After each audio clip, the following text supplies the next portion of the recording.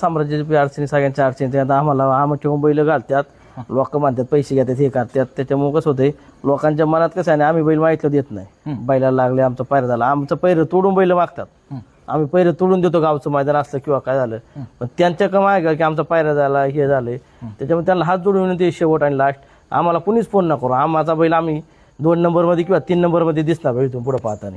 आणि फॅन फ्लावरला बी माझी विनंती आहे, जे कट्टर बकासूर आणि प्रेमी आहे त्याला हात तुझे का आम्हाला कोण पैरे देत नाही. आज आमचा बैल पोहते म्हणून आम्हाला सगळी हे करतात, नंतर आमचा बैल कमी पाहायचा नाही आम्हाला कोणी पैरे देणार नाही. त्यामुळे बकासूर फॅनला बी माहिती आहे, त्यांनी बी समजून घ्यायचं. त्यामुळे इथून पुढं 2-3 नंबरची बैल आम्ही मानित नाही, आम्ही सगळी एकसारखीच नंदी मानतो. आणि इथून पुढं जे लोक मानतात आम्ही गटात बिटात, इथून पुढं बकासूर पी नीट झाल्यावर दुसऱ्या चिट्टू पाहणार आणि गटाच्या गाड्या झुपणार. जे म्हणल्यात ना त्यांच्या गाठात स्वतः मी झुपायला लावणार. तिकडे हार होऊ ना जीत हो. कारण मी बारीकपणापासून बकासूरला गाडावले तेव्हा मलाही माहिती मी काय केलं आहे. आणि घरच्या गाड्या पाहून 1-1 नंबरला राहिलेलो आहे. त्यामुळे त्यांना बी आता गटालाच आम्ही गाड्या झोपणार आहे. जे बकासूरला नावं ठेवतात हे करतात.